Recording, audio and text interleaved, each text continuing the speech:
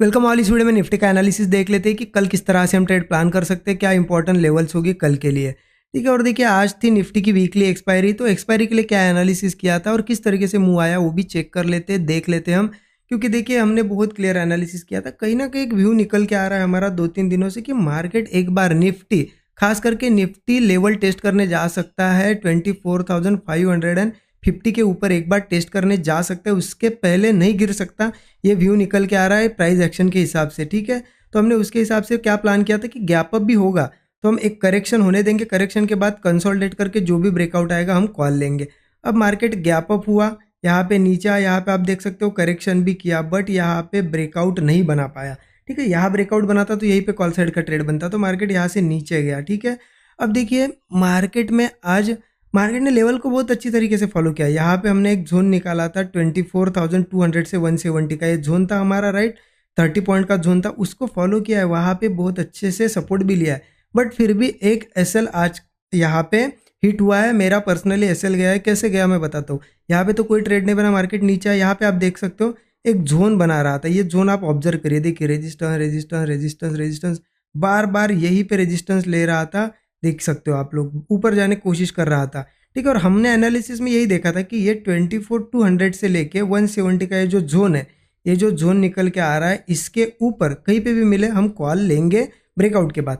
अब ये कैंडल आप देखो, ये आपको वीक दिख रही होगी। जब ये कैंडल बन रही थी ना, मैंने कोई क्लोजिंग वगैरह का वेट नहीं किया, मैंने डायरेक्टली एंट्री की, क्योंकि रीज़न होता है, देखिए कभी कभी क्लोजिंग का भी वेट करना पड़ता है, कभी डायरेक्ट ब्रेकआउट पे भी ट्रेड लेना होता है। अब देखिए इतने देर से अगर मार्केट एक 1 आवर से भी ज़्यादा, लगभग आप टाइमिंग देख सकते हो, यहाँ पे टाइमिंग आपको दिखेगा, आप देखो नीचे टाइमिंग दिखेगा, 10 बजे से लेकर यहाँ पे लगभग 12 बजे तक, दो घंटे के आसपास मार्केट कंसोलिडेट कर रहा था। और उसके बाद अगर ब्रेकआउट आ रहा है तो क्लोजिंग का वेट नहीं किया जाता है, क्योंकि देखिए उसके बाद ये जो ब्रेकआउट होता है ना बहुत बड़ा होता है। अब ऐसे में क्लोजिंग का वेट करेंगे और यहाँ क्लोज हुई कैंडल, तो स्टॉप लॉस देखिए कितना बड़ा होगा। इसलिए मैंने डायरेक्टली एंट्री की थी। हाँ, अगर ज़्यादा करेक्शन, मतलब ज़्यादा कंसोलिडेशन नहीं है, मान लेते 2-3 कैंडल के कंसोलिडेशन, तो ऐसे में हम एक क्लोजिंग कैंडल का भी वेट कर सकते हैं। लेकिन यहाँ कंसोलिडेशन थोड़ा ज़्यादा था, तो मैंने सीधे इस कैंडल पे क्या किया, एंट्री ली और यहाँ पे स्टॉप लॉस लगाया। मार्केट क्या किया, ये ब्रेकआउट दिखाया और यहाँ पे फॉल्स हो गया ब्रेकआउट और नीचे आया। और मेरा ऐसे देखिए कैंडल्स नीचे की साइड कितनी भी बड़ी बने, लेकिन हमारा स्टॉप लॉस कैलकुलेटेड होना चाहिए, सिस्टम में होना चाहिए। मेरा स्टॉप लॉस लगभग 20 पॉइंट का था, ऑप्शन मतलब इंडेक्स में 20 पॉइंट का।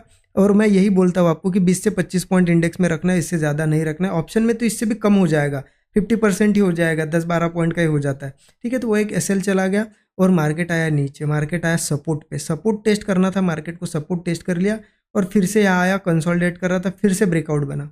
मुझे पता भी था कि अब ये सपोर्ट टेस्ट करके आया है, अगेन इस लेवल से ब्रेकआउट मिला है, बट ट्रेड नहीं लिया, क्योंकि कहीं ना कहीं अगर एक एसएल चला जाए हमारा और ऐसे साइडवेज वाला दिन हो, कन्फ्यूजन वाला दिन हो, तो फिर से ट्रेड लेना यहाँ पे कोई समझदारी वाली बात नहीं होती, राइट। तो ये मेरा तो एसएल वाला दिन था। हो सकता है आपने यहाँ पे एक तो क्लोजिंग का वेट किया होगा या फिर सपोर्ट के ऊपर से अगर लिया होगा, तो हो सकता है आपने प्रॉफिट भी किया। देखिए एसएल एंड टारगेट, ठीक है, ये क्या होते हैं, पार्ट होते हैं ट्रेडिंग के, कि कभी एसएल आएगा कभी टारगेट। लेकिन ध्यान रखना, एसएल जब भी आपको देना है स्मॉल ही होना चाहिए, कभी भी होप पे नहीं बैठना है कि नहीं ऊपर ही आएगा। ऐसे हमें लगता है बहुत बार कि नहीं ऊपर ही आएगा, जब ये नीचे भी जा रहा होता है ना, होल्ड कर लेते हैं हम कि नहीं नहीं यहाँ से तो आएगा, यहाँ से तो आएगा, और ऐसे में बड़ा लॉस होता है। देखिए एसएल हिट हुआ, जैसे एसएल टेस्ट किया, मार्केट ने हिट किया, एग्जिट करना है, हमें वेट नहीं करना है। 20 पॉइंट तो 20 ही पॉइंट देना है, 1 पॉइंट भी ज़्यादा नहीं देना है। और टारगेट अगर 60 पॉइंट का है, 1:3 का है, तो 60 पॉइंट ही लेना है, कम लेना ही नहीं है। ठीक है, इस तरीके से थोड़ा सा क्या होता है ना, साइकोलॉजी रखनी पड़ती है। ओके, मुझे ज़रूर कमेंट में बताइए आपने आज कहाँ ट्रेड प्लान किया, आपका भी लॉस हुआ या फिर आपने प्रॉफिट किया। मुझे कमेंट में ज़रूर अपडेट करिए, सो दैट मुझे भी पता चले कि कितने लोगों ने क्या आज के दिन प्लान किया था। ठीक है, और देखिए वीडियो को लाइक नहीं किया होगा तो लाइक कर दीजिए। चलिए देखते हैं अब कि कल कैसे ट्रेड करना है। कल है फ्राइडे, राइट। इस वीक का लास्ट ट्रेडिंग सेशन होगा। अब फ्राइडे के दिन कैसे ट्रेड कर सकते हैं, उसके लिए क्या है ना, देखिए ज़्यादा यहाँ पे कन्फ्यूजन है ही नहीं मार्केट में, मेरे हिसाब से तो मुझे क्लियर दिख रहा है मार्केट। 15 मिनट चार्ट पे चलता हूँ, कहीं ना कहीं देखिए मेरा एक व्यू बना हुआ है मार्केट में। क्या व्यू बना हुआ है कि मार्केट एक बार निफ्टी लगभग 24,550 के ऊपर, मतलब 550 के आसपास वो आएगा ही आएगा, वहाँ पे रेजिस्टेंस है, उससे टेस्ट करके फिर सेलर एक्टिवेट हो सकते हैं। और मुझे ये क्यों लग रहा है कि देखिए कल भी इतनी बड़ी सेलिंग आई, फिर भी मार्केट ने क्या किया, कंटिन्यू किया क्या, नहीं किया। इसने स्ट्रक्चर ऊपर का ही बनाया, आज भी सेलिंग आई, कंटिन्यू गई नीचे नहीं गई, देखिए बायर्स आ गए, स्ट्रक्चर चेंज किया। तो कहीं ना कहीं सेलिंग के बाद भी बायर आते हुए दिख रहे हैं और इस तरीके से स्ट्रक्चर दिख रहा है, तो एक ब्रेकआउट आ सकता है और वो लेवल टेस्ट हो सकती है। उस हिसाब से कल भी मेरा व्यू क्या रहेगा, बुलिश रहेगा। ठीक है, बियरिश व्यू कब होगा वो भी बताता हूँ आपको। बुलिश कब रहेगा, देखिए इस लेवल के ऊपर ऊपर है मार्केट तो बुलिश ही हम रह सकते हैं। लेवल बता देता हूँ, ये 24,200 से 170 है, कल भी हमने ये लेवल मार्क की थी। ठीक है, इस जोन के जब तक ऊपर है ना, मुझे तो लग रहा है कि बुलिश जा सकता है मार्केट। तो अब ओपनिंग पे डिपेंड होता है कहाँ ओपन होगा। देखिए मार्केट फ्लैट ओपन हो, गैप डाउन हो, हम वेट किस चीज़ का करेंगे, एक मार्केट ऐसा सपोर्ट बनाए, उसके बाद होल्ड कर ले और ब्रेकआउट दे, बस हम कॉल साइड का ट्रेड प्लान करेंगे। 20 से 25 पॉइंट का स्टॉप लॉस होगा, मैक्सिमम 1:3 का हमारा टारगेट होगा।